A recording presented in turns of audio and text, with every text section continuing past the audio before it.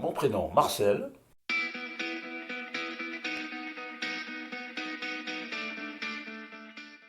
Je dirais sans aucun doute un homme engagé dans non pas tant la défense, mais la mise en valeur de l'autre. Voilà. C'est un petit peu ce qui m'a conduit, je dirais, depuis que je suis arrivé à l'âge adulte.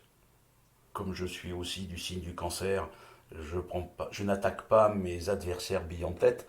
Je ne dis pas que je contourne l'obstacle, mais j'essaie d'éviter les conflits directs. Voilà, c'est parce que ça ne sert à rien. Ça ne fait que faire du mal aux deux parties qui s'affrontent. Pour moi, l'homme est un animal social. Et ben, si je ne suis pas en société, voilà, ce que j'essaie d'expliquer aux gens, moi, je me force à sortir tous les jours. Voilà. Je vais chercher le journal, ce n'est qu'un prétexte. Mais au moins, je vois le buraliste ou la buraliste, voilà, je vais acheter mon pain, je vois la boulangère, voilà, même d'échanger quelques banalités, puis je croise quelques clients, au bout d'un moment, ben, on se dit bonjour, et puis bon, ben, voilà, on se reconnaît.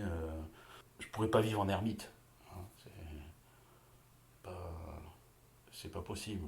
Je pense que c'est l'orgueil, mais qui est quelque chose de un peu,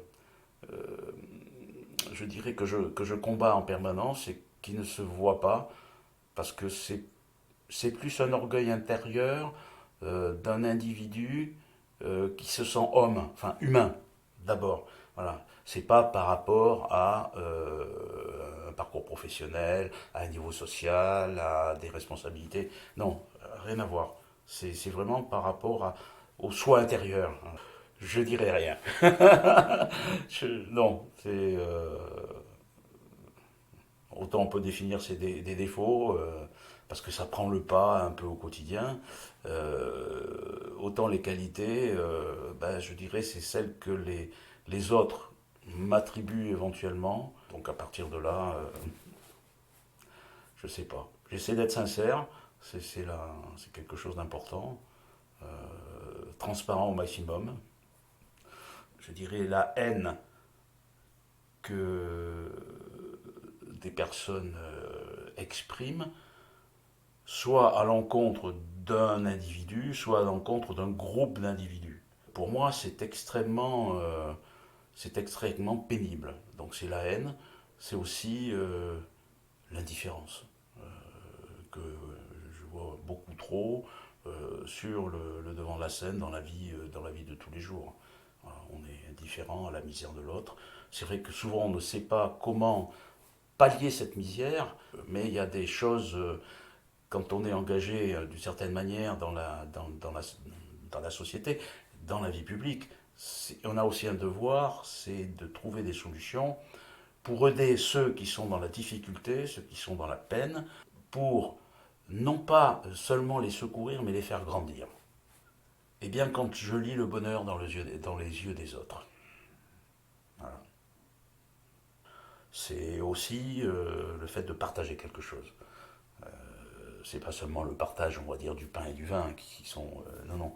C'est autre chose. Partager des idées, partager une forme de recherche intérieure, le fait d'être capable justement de l'exprimer et faire part de ses sentiments, de ses expériences, de sa vision des choses.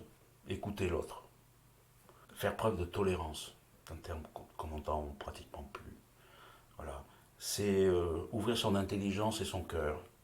La vie associative, c'est là où je prends plaisir parce que ce sont des moments de rencontre. Alors la vie associative, pour moi, c'est la rencontre de personnes qui sont animées par une idée, enfin, il y a ce qui les réunit, donc un but, mais qui viennent de tous horizons.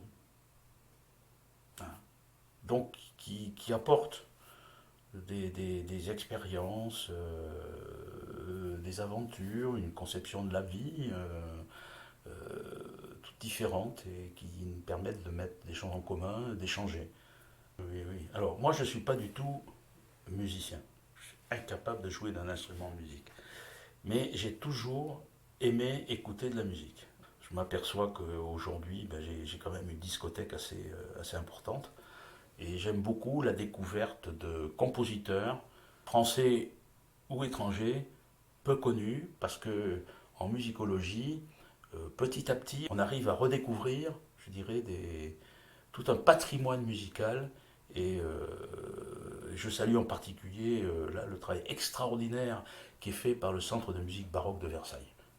Ah, franchement, ils font un travail tout à fait exceptionnel pour faire justement ressortir ben, des auteurs qui sont essentiellement de la période enfin, du XVIe au XVIIIe siècle. Euh, Certains ont été oubliés, mais il faut retrouver des partitions, il faut arriver à les recoller, les compiler, parce que des fois il en manque des morceaux, donc enfin, bon, c'est tout un travail, voilà, et de ressortir des œuvres qui ont été, pour certaines, jouées qu'une fois, mais qui valent vraiment le détour. Il y a le domaine historique qui m'a toujours attiré, intéressé, parce que l'histoire n'est pas vérité, mais où est la vérité dans l'histoire? Sans histoire, l'humanité ne peut pas avancer parce que c'est ce qu'on voit dans nos rétroviseurs. Voilà. Donc on ne peut pas bien regarder devant si on ne sait pas d'où on vient et ce qu'on a laissé derrière soi. Je dirais au mental, c'est d'envisager le pire pour voir le meilleur. Je crois que c'est ça. C'est pour moi une façon, c'est presque une méthode de pensée d'ailleurs, presque une dérive professionnelle on va dire, mais quand on fait de la planification opérationnelle, on définit un certain nombre d'hypothèses, on essaie de trouver les solutions permettant d'y répondre pour atteindre le but on veut atteindre, et à partir de là, je dirais, de faire en sorte d'ordonner les choses en conséquence pour atteindre ce but. Donc derrière, il faut être, après, à partir de là, être en permanence en capacité d'anticiper. Parce que il y a des tâches qui sont accomplies par différents acteurs qui ne les font pas en même temps, mais le résultat doit arriver à converger euh, pour que, en un instant T donné et à l'endroit voulu, on ait un maximum des effets positifs. C'est la conduite d'équipe et, je dirais, de démarches complexes hein, pour lesquelles il faut toujours avoir du recul.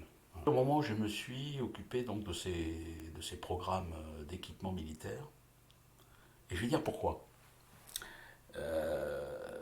Parce qu'on est à la confluence de la technique, des industriels, des agents de l'État qui sont chargés de l'acquisition puis de l'entretien de ces équipements, et des hommes qui les servent. C'est tout un ensemble. Et c'est ça qui est passionnant. Parce qu'on est en permanence sur le terrain, en train de voir comment ça marche, comment on peut améliorer, on va dire, non pas tant l'efficacité, mais l'efficience de l'équipement qu'on est en train de préparer. De revoir les méthodes. On peut, parce qu'on est porté par une certaine culture, se rêver en chevalier au Moyen Âge, je dirais défendant la veuve et l'orphelin, un peu dans le cadre de la légende arthurienne.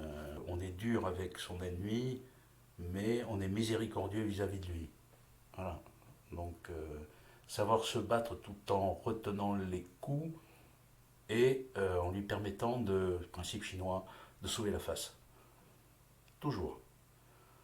Ça, c'est un vieux principe de stratégie chinoise. Hein, c'est Sun Tzu. C'est ça. Et essayer de l'emporter sur un adversaire sans combattre. Voilà. La victoire sans le combat, ça c'est quelque chose d'extraordinaire. Parce que derrière, on sait qu'on pourra atteindre la paix. C'est un enseignement que j'ai essayé de faire passer, puisque quand je me suis notamment retrouvé comme professeur à l'école de guerre, euh, dans le domaine, je dirais, de la tactique et surtout de l'art opératif. Voilà. Différent de la stratégie, hein, parce qu'il y a trois niveaux. Tactique, c'est au plus bas, l'art opératif, la conduite des opérations, hein, et puis la stratégie, mais la stratégie relevant plus, je dirais, du niveau de l'État-nation.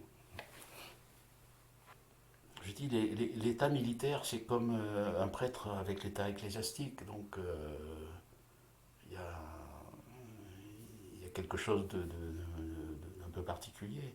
C'est une. Comment dire? C'est à la fois une conception, c'est un idéal qui transcende la vie. Voilà.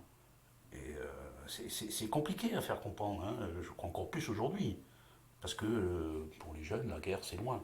La dernière fois où on s'est battu en France, c'était en 1945. Hein, et puis après, si après il y a eu les guerres de décolonisation, mais c'était pas chez nous.